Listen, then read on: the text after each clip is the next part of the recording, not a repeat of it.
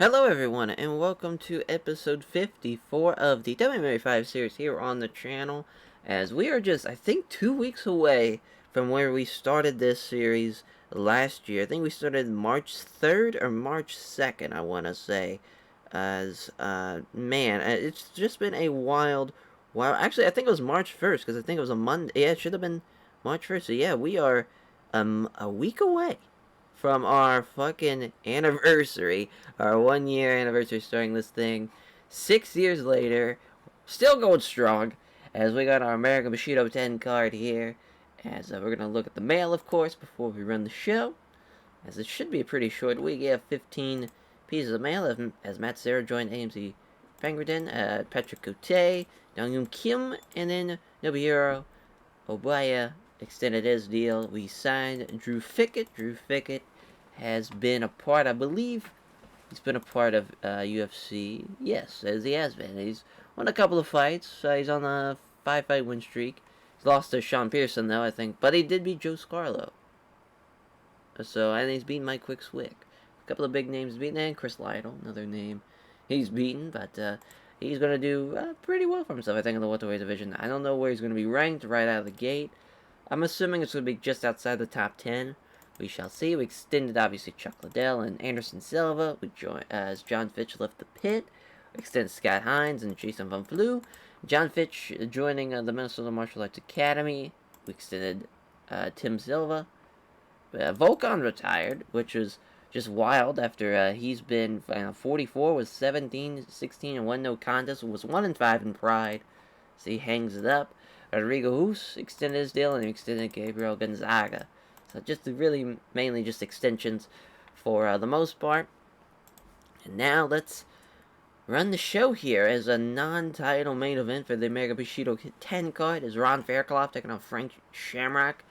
As that's a big-time fight for Ron Fairclough. It's a big-time fight for Frank Shamrock, too. I mean, if he loses this one, he's definitely going to be out of the title contention for a hot minute. As we shall see how everything is as far as the analysis goes and whatnot. As this is the 4th time that Frank Shamrock has main evented a Pride event, 2nd time for Ron Fairclough, who has submitted 3 of his last 5 opponents. Both fighters are world-ranked light heavyweights. Shamrock is 7th, Fairclough is 14th. Shamrock trains at Lions Den, which Ron Fairclough has an overall record of 2-0 against other members of that team. Frank Shamrock has won 3 of his last 5 fights by decision. This is the first time they have fought, and Ron Fairclough is going to have a significant weight advantage in this fight. Blurcat staff picks have been 5-2. Ron Fairclough having the advantage according to the Blurcat staff picks. That is nuts. Fucking Frank Shamrock, former prime middleweight champion, and Ron Fairclough just gonna have the advantage in that fight as Scott Hands of Steel Smith taking on Ronaldo Sobral. Scott Smith trains at AMC Pinkerton, which Sobral has an overall record of 0-1 against other members of that team. Sobral is the 12th ranked middleweight in Pride. Scott Smith is 24th. First time they have fought, Sobral's going to have a significant weight advantage, and he's probably going to win this fight at 6-1 on the Blurcat staff picks. As the Crusher, Tetsuya Kawajiri, taking on Gilbert El Nino Melendez, as both fighters are world-ranked welterweights. Melendez is 13th, Kawajiri is 20th. Melendez has won 3 of his last 5 fights by decision. This is the first time they have fought. Melendez has a 5-inch reach advantage. Betting lines have Gilbert Melendez as a big favorite to win this one, as he is 7-0 on the Blurcat staff picks. Yeah. I mean, he's a fucking problem and a half, Gilbert Melendez is. As that's going to be a tough fight for Kawajiri. As the Dean of Mean, Keith Jardine taking on Tim Kennedy. As Keith Jardine has finished 3 of his last 5 opponents. As Tim Kennedy is 3-4, though. As for the Blurcat staff picks, Tim Kennedy has a slight advantage. Tim Kennedy is 1-0 in Pride. He's 10-3 as far as his record, though. And the Dean of Mean, Keith Jardine, is 11-2 with 6-1 in Pride. He just lost his last fight to Ronaldo Sobral after winning 6 straight, and the Pride FC, and let alone the extra 2 to Pancrase. I mean, he's beaten Little Nug, Trey Tellingman, Ryan Gracie, Massimo Suda, Henzo Gracie, Flavio Luis Morris. So probably the biggest names on there is probably Henzo Gracie. Even then, it's probably Flavio Luis Morris, but it's gonna have a tough fight here against Tim Kennedy. Should be a is this fucking fight? I can't wait to see this. Nick Diaz against Mad Monkey. Nick Serra. Nick versus Nick, as Nick Serra trains at Henzo Gracie Jiu-Jitsu. Nick Diaz has one record of 0-1 against other members of that team. as Nick Diaz is the 11th ranked welterweight in Pride. Nick Serra is 13th, as Nick Diaz has won 3 of his last 5 fights with decision. This is the first time they have fought, and Nick Diaz is going to have a 5-inch reach advantage, as the Blurcat stat picks have it 4-3, with Nick Diaz having the slight advantage. That should be a hell of a fight. As the Dreamcatcher, Jordan Usasi, taking on Forrest Griffin.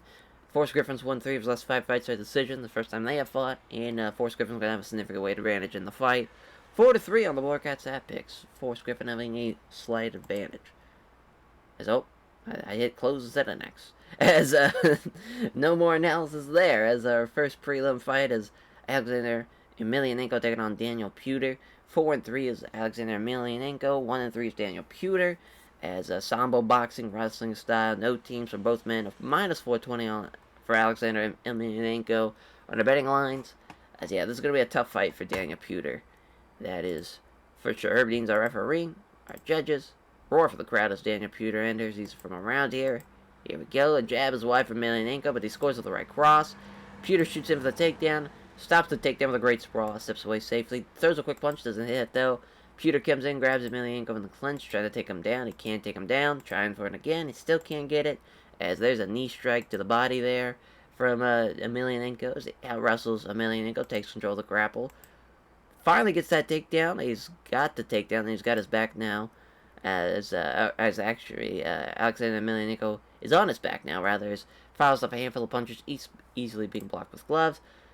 Clearly worried about a submission threat. Daniel Puder keeps very tight to Emelianenko, peppering him short strikes. Emelianenko's trying to sweep him, doesn't get anywhere with it. Looking like Daniel Puder might actually have the advantage on the ground, so that's going to be a good sign for him if he's going to want to upset and get a win here. He's trying to sweep from the bottom, he can't do it. Keeps punching on the ground, but it keeps taking on the gloves there. Puder throws few relatively weak-looking right hands. Trying to sweep from the bottom again, it doesn't happen. Herb Dean stands him back up. As Emelianenko now gets the dominant position in the clinch. There's a knee strike to the body. Another knee strike to the body. As now Puder prevents the knee strike from happening. And there's another knee strike of fucking some more knee strikes. Now looking to muscle up, he does so. Pins him down. And now he's looking to try to take him down low and grab both legs out. He does so. Emelianenko's got side control. He's got mount now. There's just fucking raining down punches as he pounds with rights, but Puder comes up and only gets a couple of manages to get through. There's several clean shots happening. There's some more heavy shots as now referee Herb Dean has got to stop the fight before we get into the second round. As your winner by TKO is Alexander Emelianenko. It's a very good fight. 5-3 is Alexander Emelianenko. 1-4 is Daniel Puder. Daniel Puder might be going back down the rings before it's all said and done here, as Emelianenko thanks all of his sponsors for backing him, and also thanks his family, friends, and supporters. As our next fight, it's Mac Danzig taking on Ryan Healy, as Mac Danzig 8-4, Ryan Healy 7-3. Brazilian Jiu-Jitsu, mixed martial arts, team punishment, no team for Ryan Healy, is -440 for Mac Danzig, plus 350 for Ryan Healy. Portland, Oregon, Los Angeles, California, 5'8", 168, or 161 rather, is 6'1", 161 for Ryan Healy, 22-26. This should be a hell of a fight here, as the ringside judges roar for the crowd as Mac Danzig enters. He's from around here, fight begins, they touch gloves. Healy comes forward with the attack. There's a counter jab by Mac Danzig that misses. Healy throws a 2-punch combo, but Danzig avoids both of them. Coming forward with the attack, there's a counter left hand from Danzig. Healy can't hit the set-up left jab, then hits Danzig with a crunching right hook. They stand toe-to-toe with strikes, but neither fighter can land anything significant. It comes forward on the attack. There's 2 left hands from Ryan Healy. Throws a 2-punch combination, but Healy avoids both of them, does Mac Danzig. As Healy initiates exchange of strikes, there's a jab in exchange, there's a 1-2, but Danzig was equal to it. 2 fighters stand and trade strikes, but neither can land a significant blow. Quick exchange of strikes does not lead to anything. 2 fighters come together and engage. There's a left jab, but misses the right hand. Danzig uses the left hand. Looked like we were able to see a Danzig try to get some grappling started, but Healy was more aggressive and took the initiative. Healy throws a punch, but Danzig avoids it. Healy steps in and works his way into a dominant position in the clinch. Danzig blocks Healy from throwing a knee, as Danzig catches Healy with a knee strike to the body from the grapple. There's a nice knee strike from the grapple and catches Healy to the side of the stomach. Catches Healy with a knee strike to the body now. Another big knee strike to the body. Trying to wrestle him up against the ropes. As he does so, now he's got him pinned. Halfway point now. As Danzig trying to go down low, take out both legs. He does so. Now he's left on a turtled up Healy, as he cannot stop himself from being flattened out, so still with Danzig on his back. Now he's got both hooks in, looking for the rear naked choke. He gets it, and Mac Danzig's going to win this one by submission, as he's going to be 9-4. 7-4 will be Ryan Healy, as that was rated great. So far, our prelim fights went very well, as Mac Danzig gives a name check to everyone at Team Punishment, all of his various sponsors and his friends, family, and supporters. Danzig says he's worked on that choke during training, is glad that paid off. On to the main card, Forrest Griffin and Gerard Mousasi, as we have a 7-2, 8-1 here, as we have, I gotta look at my phone real quick, I got a text message, as, just gotta say, nope, alright, that's now, the Dreamcatcher, Gerard Mousasi, taking on Forrest Griffin, 8-1, 7-2, from the Netherlands, is Gerard Mousasi, Las Vegas, Nevada, Forrest Griffin, mixed martial arts, kickboxing, judo, Abiani, combat club, root sport, both at -110, this is gonna be a hell of a fight. I cannot wait to see how this one plays out. Big John McCarthy is our referee. Ringside judges. They weighed in at 205 yesterday, but now it's as they're about to fight. It's obvious that Forrest Griffin's a bunch bigger. As we are underway, as then Gerard Mousasi confidently comes in closer. Jab lands some. Gerard Mousasi, Big Griffin dodges that roundhouse body kick that comes next. As both fighters want to get in close, they get into the clinch. As Griffin seems to be the aggressor, looking to muscle Gerard Mousasi back up against the ropes. Achieves pinning Mousasi to the ropes. Now he's looking for the takedown. He's got the takedown. Mousasi pulls half guard. There's a few strikes. Clearly just slowing things down. Just catch his breath. More strikes. They're thrown down at him. Trying to sweep, but he can't. Looking to get past half guard. Passes half guard, but Mousasi was ready for it, and there starts to scramble. Griffin's up first. Quickly grabs him, pushes him up against the ropes. Looking for another takedown again. He gets it. As now in half guard, just throwing a couple punches to catch his breath. As he's trying to get to full guard on Forrest Griffin, but that doesn't happen. Handful of punches, catches his breath, uses an underhook to work some separation, that quickly scrambles. As Forrest Griffin's too quick, though. Grabs side control before Mousasi can get up. Throws a few right hands, but is mainly just trying to catch his breath. Tries to pull guard on Griffin, doesn't get anywhere with the attempt. Throws a few strikes, was clearly just throwing things down to catch his breath. Fires up a handful of punches, they aren't throwing any great force. Tries to pull guard on Griffin, but doesn't get anywhere with the attempt. Fires off a few punches to catch his breath. Mousasi tries to transition the guy, but can't manage it. No progress being made. They stand him back up. Mousasi looking very tentative, pokes out a pair of quick jabs. Neither have any power behind him. A jab is wide from Griffin. Scores a leg kick. Quick exchange of strikes leads to nothing. Mousasi does a two-punch combo, but Griffin avoids both of them. There's a quick shot from Mousasi. Takedown's unsuccessful. Sprawled to block it, then steps back safely. They start up close now and start wrestling. Wrestles away in dominant position in the clinch. Gets caught with a knee strike to the body. Does Gerard Mousasi. Trying to push him to his back up against the ropes. He can't do it though. Mousasi defended it well. Gets caught with a knee strike to the body. Trying to push him up against the ropes. He does so. Now he's getting him stuck there. And that's the end of the first round. First fight that goes into the second round. Definitely all Forrest Griffin. You're looking at the fight metrics. Gerard Mousasi's going to have to do something dangerous to in this fight for him to get the win.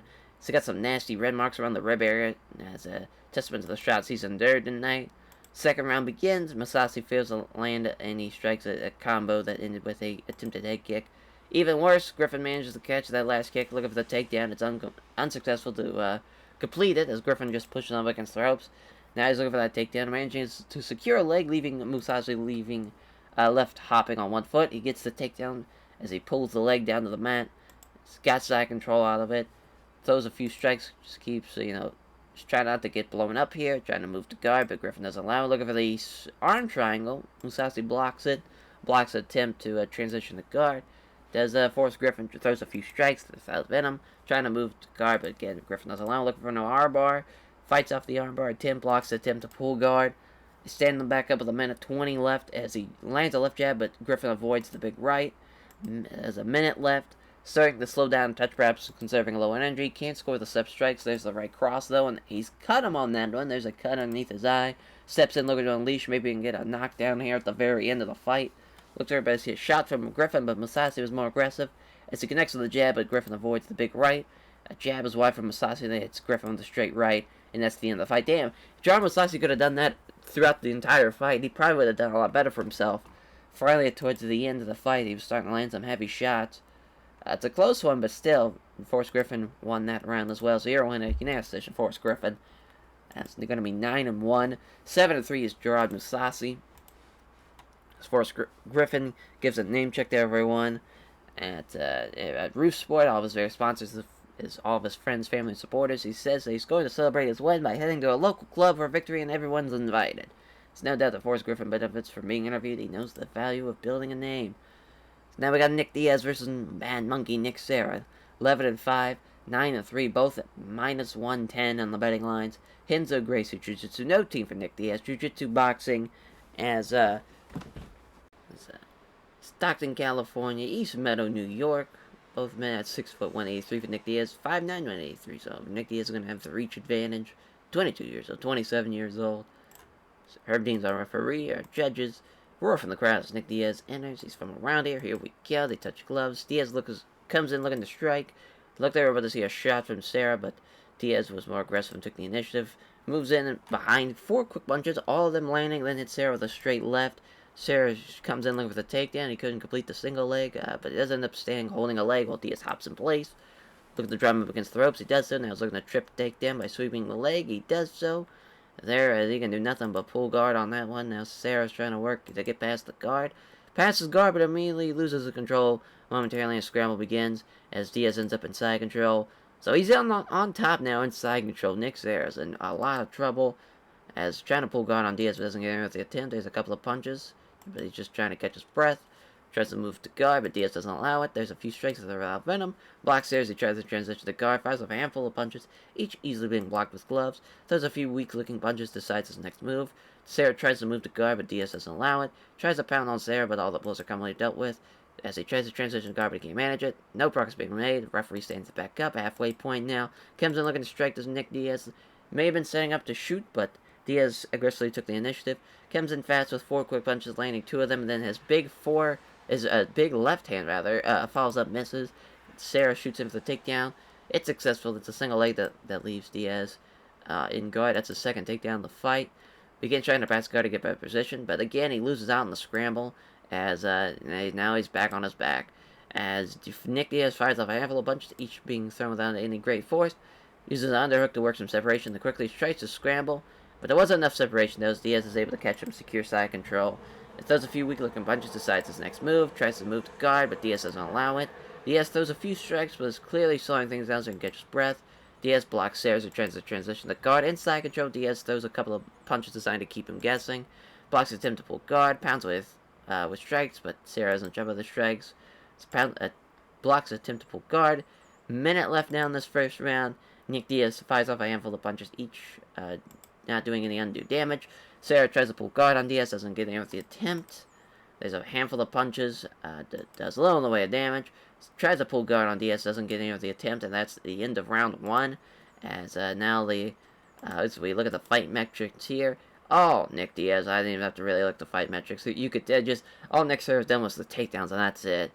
As far as now the second round goes, there's a takedown right out of the gate from Nick Serra. It's partially defended, his left hopping on 1 foot.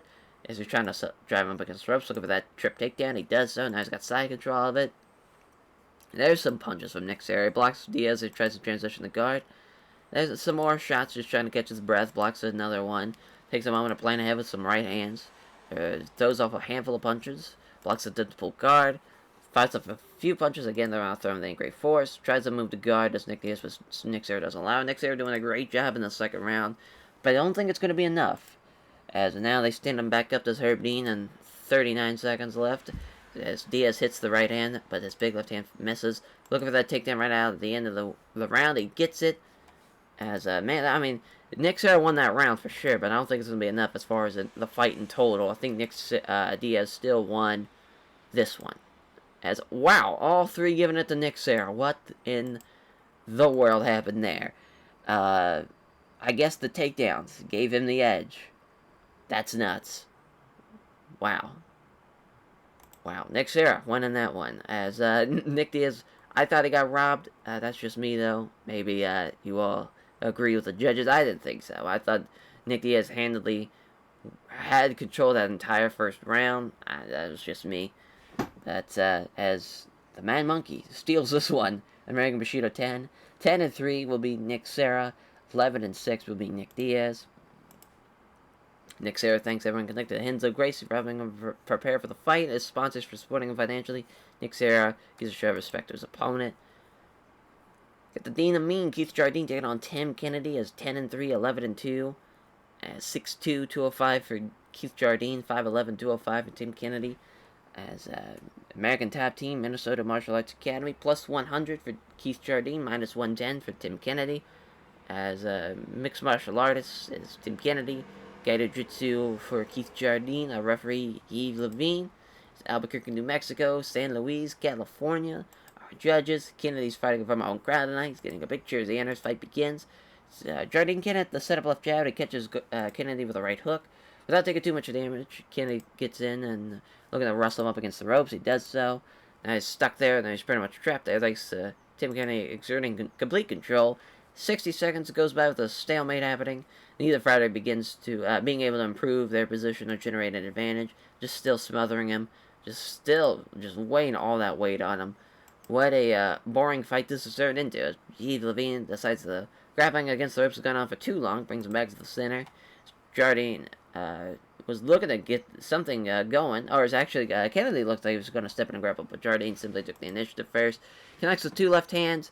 Then it lands a roundhouse kick to the body. Looked like they were angling the grapple, but couldn't take the initiative. There's a jab and a right cross from Jardine. As he connects with two left jabs, he sees his following leg kick caught, which now looking for that takedown, which he does. Great job by Tim Kennedy catching the leg kick and taking him down. There's a handful of punches. Leans back to avoid a couple of wild swings from Jardine from the bottom. Halfway point in the first round, trying to pass guard. He does so, but it's only to half guard. As Kennedy throws a few strikes, with Scully just slowing things down so he catches breath. There's again, just keeps him guessing which punches. Uses an underhook that works some separation, then quickly scrambles. Was enough separation, though, to secure anything, so Kennedy is able to catch him and secure side control. As Kennedy pounds away, but Jardine is in trouble with strikes, blocks a dentable guard. Holds Jardine in position with side control, hits a knee to the ribs. Pounds away with rights, fails to do anything significant, blocks a dentable guard. There's a few weak-looking punches as he decides his next move. Tries to move the guard, rather, but Kennedy doesn't allow it.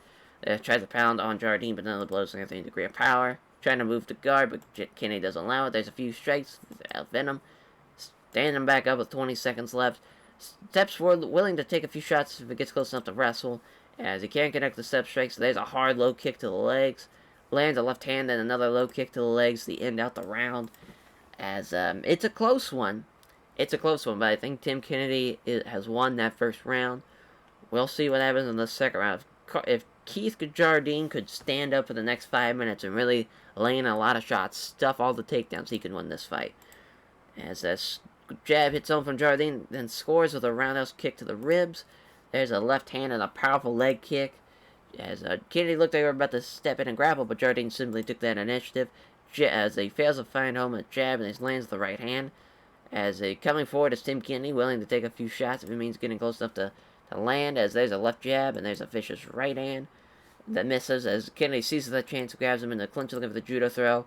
Yeah, it's pretty much going to be all over for him now, as Keith Jardine is going to have to either knock him out at this point to win. Inside control looks to try to get the mount. As he tries to get mount, but Jardine was ready for it and immediately starts to scramble. As scramble results with Jardine grabbing, as Kennedy gravity Jardine and shoving up against the ropes. Got him pressed up against the ropes. Remain there, hitting each other with short punches for the next minute or so. Now he's just putting all of his weight on him. They remain there for the next minute or so. There's a vicious foot stomp. Yves Levine brings him back to the center. As still moving well. It's definitely breathing a little deeper now.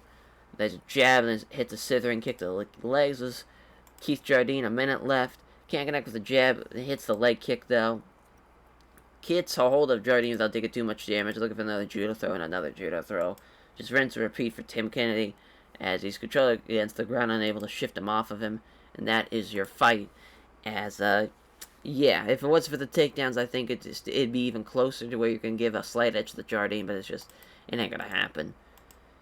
Oh, looks like we got a split for Tim Kennedy, so at least we get a split decision. At least Jardine tried all he could. He just could not stop any of those takedowns. I feel like, yeah, it was 3 for 3. The fight metrics, it was close until you get to the ground strikes. Standing-wise, though, they're pretty much the same. It's a good little fight, though. I'm happy about it. As giving thanks to Tim Kennedy, praises his team as American Top Team, as various sponsors, fans who came out supporting him, and praises Jordy for the tough fight. So now our another fight here. We got the Crusher Tetsuya Kawajiri taking on Gilbert El Nino Melendez as Tetsuya Kawajiri 9-2-1 kickboxing wrestling from Japan. Perezta team plus 390 on the betting line. It's 5'7", 161. Gilbert Melendez 5'9", 161. Santa Ana, California 12-2 wrestling boxing. American Kickboxing Academy and minus 500 for the betting lines. Ian Livingston out there for the referee. Our judges. Melendez gets a good reaction from the fans as he enters the arena. He's fighting in front of a home crowd. The night round one begins. Kawajiri misses all the strikes in the combo that ended with a kick to the body. As he catches that last kick too, looking for the takedown, he gets it. As now Kawajiri's on his back, trying to pass guard. Fights off the attempt. They wind up scrambling for position, which Melendez is up first. Quickly grabs him, pushes him against the ropes. Now he's just smothering him. The stomps down on the foot. Looking for a takedown, manages to grab a leg. Now Kawajiri's hopping on the foot. It's not pretty, but Melendez drags himself down to the ground as Kawajiri has to pull half guard. Begins trying to get his leg free of half guard and get better position. As he's getting his leg free with ease, now he's got side control. There's a knee strike to the ribs. Fires away with rights, but does a little in the way of damage. Blocks some Kawajiri as tries to transition to guard. Unloads with some big right hands, but Kawajiri's able to deal with most of them. Tries to transition to guard, but he can't manage it. Trying to keep him guessing with a few quick strikes. Again, trying to pull guard, can't get it. Keeps him guessing with a few strikes. Can't get out of guard, as there's another knee strike above the hip this time. Halfway point, knee strike to the ribs. Another knee strike to the hip. Just rinse and repeat. Now they stand to back up. Looking to aggressively get the dominant position in the clinch. There's a knee strike from the grapple and catches Kawajiri from the side of the stomach. As trying to muscle him against the ropes, he does so. And now looking to get a takedown, he does that too. There he's got side control. Another knee just above the hips, another knee to the ribs. Just fucking rinse and repeat for Gilbert Melendez here. Handful of punches, each easily being blocked with gloves. Blocks Kawajiri, tries to transition to guard. Stuck in under side control. Kawajiri takes a knee to the ribs. Fires off some rights, but Kawajiri has in trouble with the strikes. As Melendez blocks Kawajiri as he tries to transition to guard. Inside control, Melendez catches his breath. Catches a couple punches to the body. Blocks Kawajiri as he tries to transition to guard. And that's the end of the first round. Obviously, all Gilbert Melendez there. Kawajiri did nothing that whole round. It's final round now. There was a two-punch combo, but Kawajiri avoids both of them. Looking for that takedown, he gets it. Ends up in half guard. As he's trying to work out of half guard and get a better position. He passes attempt results in scramble as Kawajiri tries to get back up. Melendez ends up in guard. So you go right back to where they were, but Kawajiri getting pounded on, but he calmly deals with them. He deflects a couple of punches that are thrown from the bottom from Kawajiri. In guard, Melendez throws a couple of punches designed to keep Kawajiri guessing. Deflects a couple of punches that Kawajiri threw from the bottom. Halfway point in the second round, there's a few strikes that are without venom. Deflects a couple of punches that are thrown from the bottom again. As Kawajiri is in trouble with these strikes, has to keep leaning back to avoid the wild swings. A couple of punches designed to keep him guessing. Tries to catch Melendez with a punch, but it's not on target. Minute left now. They stand him back up. First time now, but Melendez is starting to be a little heavier. Kawajiri fails to land a strike that ends the combo that ends with an attempted head kick. Missing the kick, unfortunately, causes Tetsuya Kawajiri to slip and end up on his back. As now on his back, watches Melendez will come in and get a down position on the ground. Now he's got side control out of it. Fires away with shots, even though they did little in the way of damage. That is your fight, your winner. Gilbert Melendez, complete domination. There, as Gilbert Melendez, 13-2, is 13-1 in Pride. Lost to BJ Penn by split decision too, for the to crown our first champion in the lightweight division. He's just gonna be a problem. I mean, there's just no way of going about it. He's a problem and a half. As thanks everyone connected to American Kickboxing Academy for helping prepare for the fight, as then sponsors supporting him financially. Gilbert Melendez says it was a tough fight and gives a show of respect to Kawajiri. So our co-main event, Scott Hands of Steel Smith taking on Ronaldo Sobral.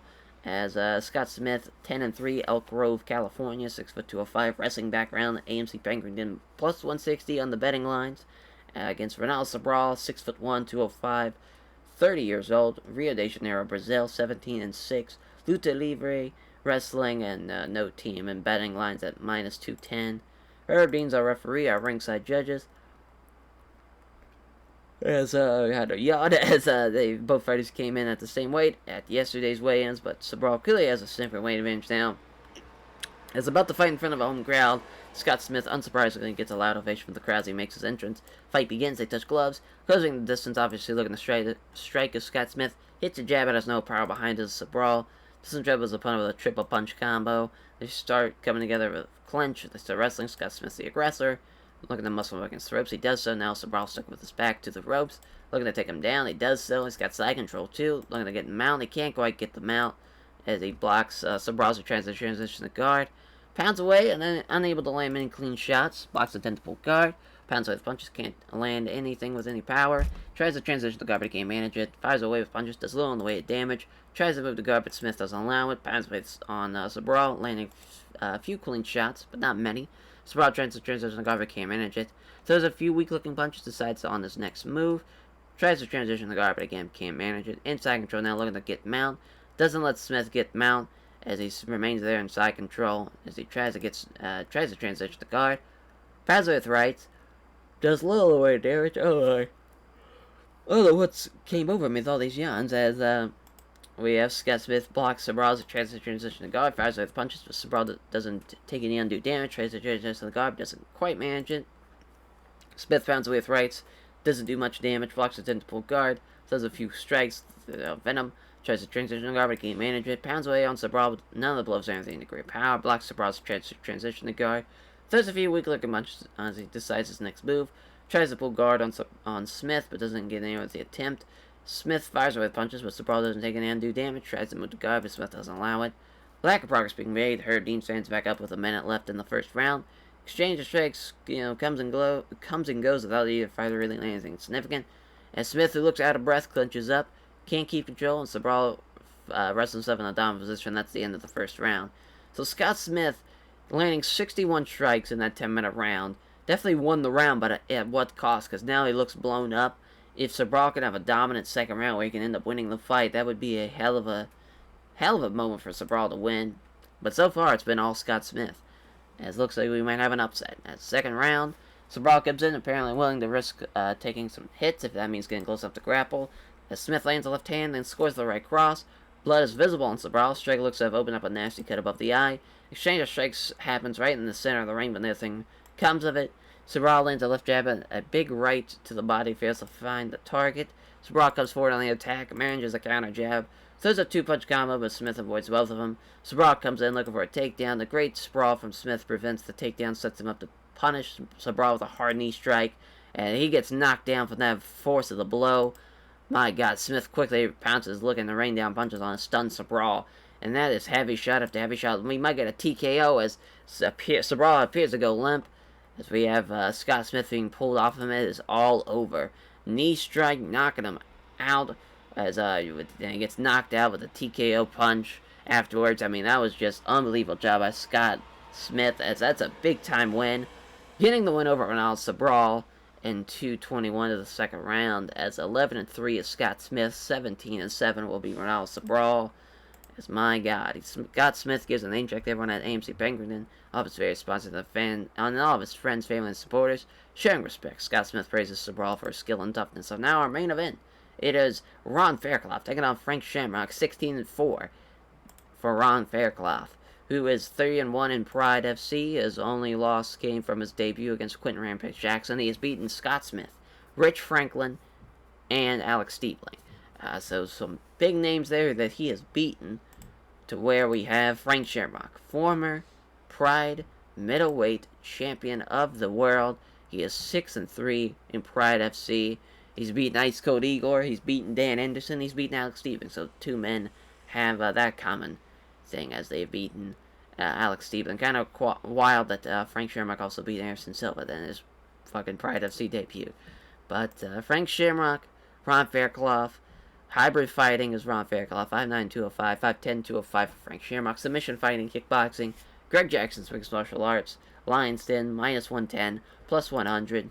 Referring to this bout, Herb Dean, our judges at ringside. They weighed in at 205 yesterday, but as the fight's about to begin, it looks like Ron Fairclough is much bigger. It's about to fight from our home crowd tonight. Shamrock, unsurprisingly, gets a loud ovation from the crowd. He makes his entrance. As here we go, they touch gloves. Shamrock can't connect with the jab. He scores the right roundhouse kick to the ribs. As he can't connect with the sub strikes, and then he catches Faircloth with a right hook. Left jab, then catches Faircloth with a right hook. As they get in close, get into the clinch, Faircloth works his way in dominant position, looking to take him down the ground. Shamrock blocks the attempt, keeping a solid base.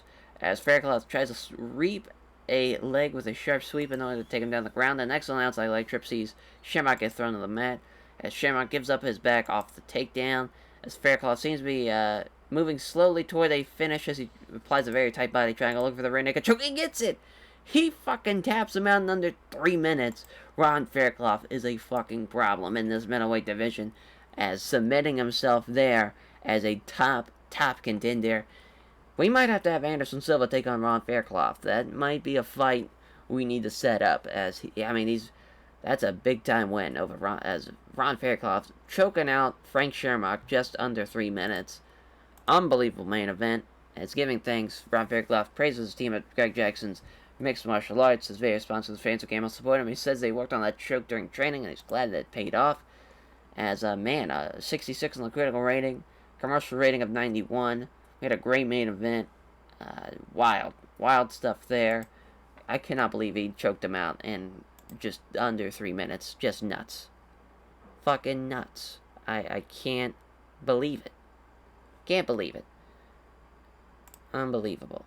As, that will do it for this episode. I hope you all enjoyed, as we will catch you next time for more Pride FC action. Take care, everyone.